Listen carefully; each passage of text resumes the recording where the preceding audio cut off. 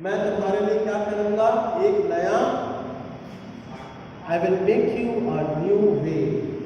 परमेश्वर हमको और आपको एक नया मार्ग दिखाने को तैयार है, या लेके चलने को तैयार है, या आत्मा के रूप में हमारे जीवन को संभालने को तैयार है ना। हम इसी प्रकार से पढ़ते हैं, जब हम पढ़ते हैं तो परमेश्वर के वचन में से मार्ग, सत्य और जीवन प्रभु यीशु मसीह है ना। यूहन्ना की पुस्तक के अनुसार हम इस बात को पढ़ते हैं, 14 अध्याय में इस प्रकार से हम देखने को मिलता है।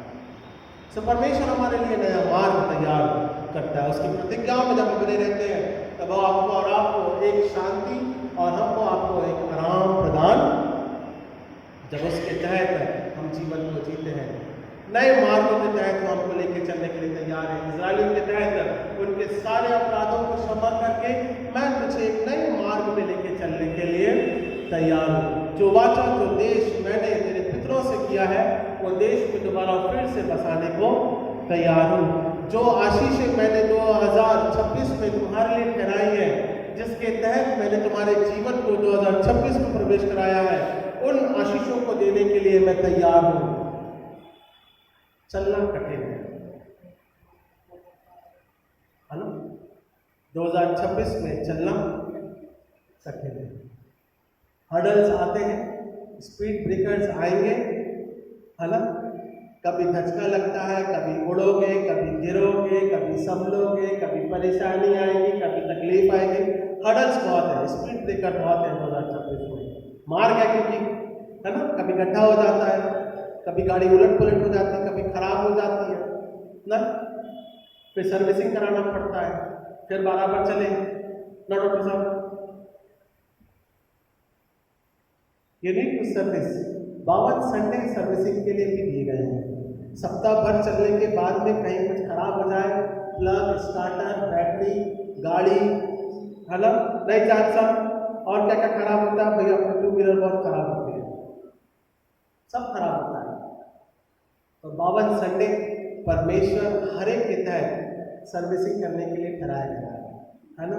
आओ, सप्ताह में आओ, एक बार आओ, सर्विस कराओ, चले जाओ, बराबर तेल भराओ, जाओ, आगे बढ़ो है ना, रुको नहीं कहीं।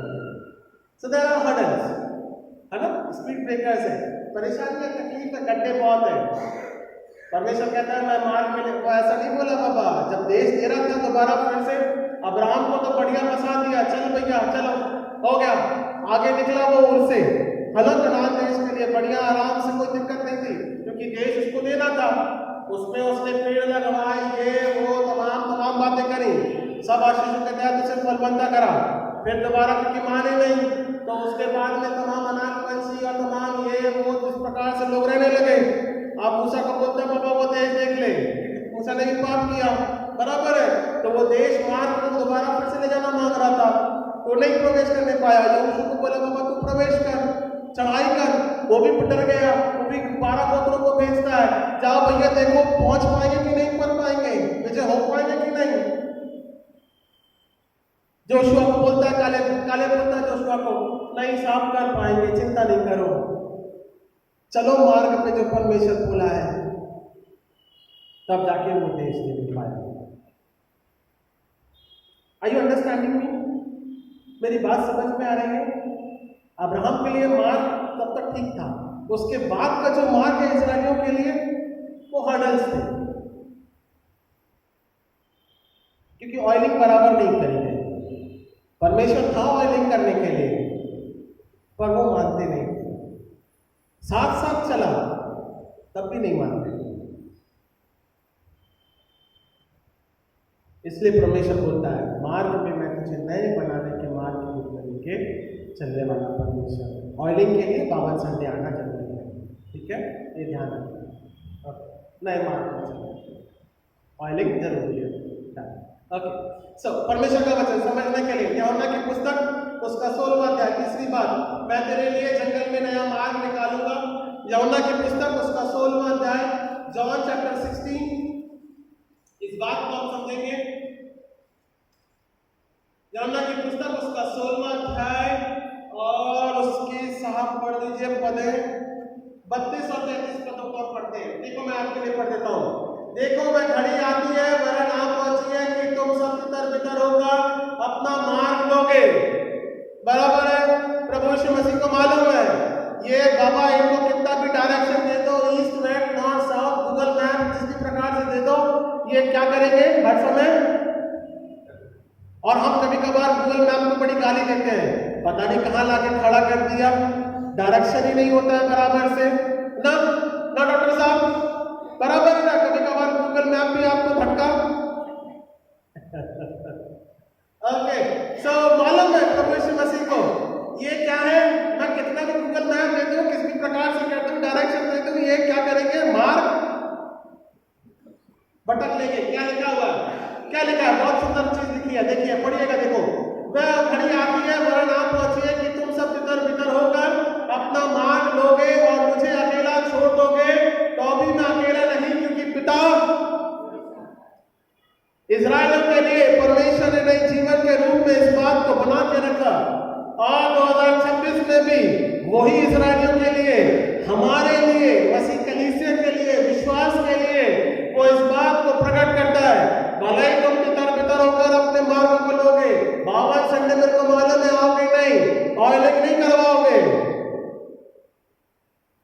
उसको मालूम है ये,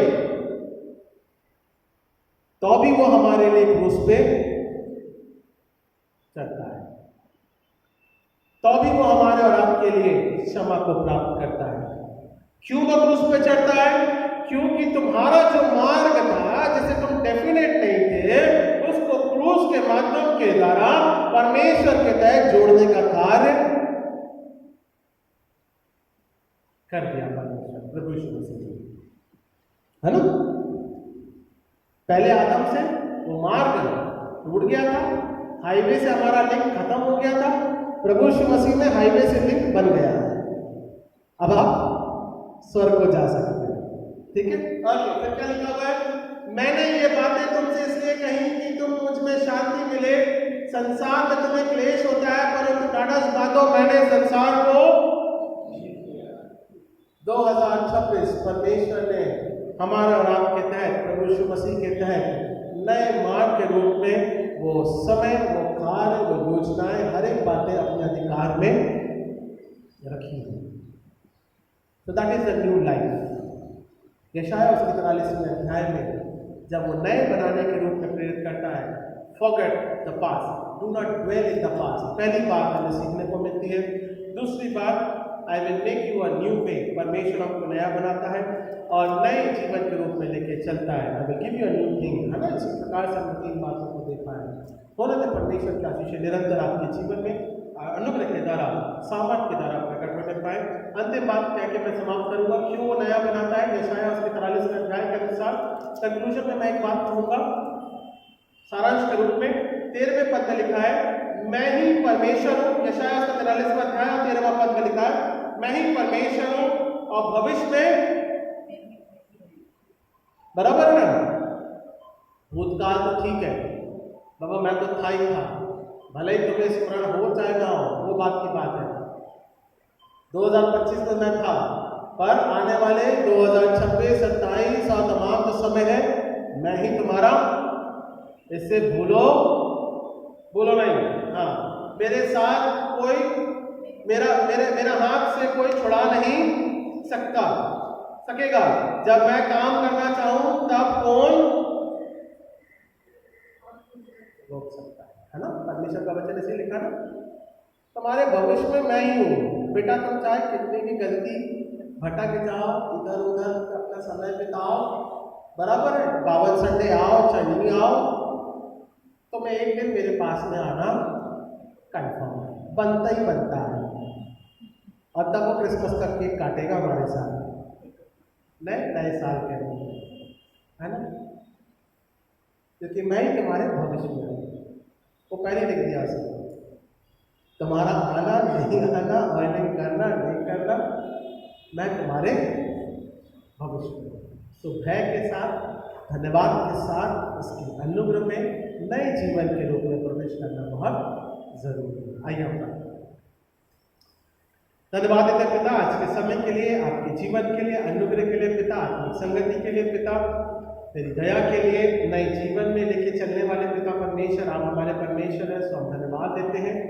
13वां पद पिता परमेश्वर हमें इस बात को प्रेरित करता है कि भविष्य में हमारा परमेश्वर यहोवा स्थिर बना हुआ है। प्रार्थना करते पिता, अनुग्रह के द्वारा जिस प्रकार से आपने अब्राहम को आशीष दी पिता परमेश्वर, उसी प्रकार से पिता ये आशीषें हर एक पिता कलीसिया के परिवारों के तहत, उनके बच्चों के तहत जीवन के रूप में सामर्थ्य के द्वारा प्रभुताओं में पिता परमेश्वर आपकी आशीषें बनी रहने पाए, इस बात को हम प्रार्थना के रूप में रखते हैं। पिता, ये नया साल पिता परमेश्वर मसीह की आज्ञा और उसकी प्रतिज्ञा और उसके अनुग्रह में और सामर्थ्य में हम इस बात को धन्यवाद के साथ में प्रकट करते हैं। पिता, आपकी आशीषें हमारे साथ में बने रहने पाए। उद्धारकर्ता प्यारे बेटे प्रभु यीशु मसीह के नाम से मानते हैं, सुनने कबूल के जिस बात को।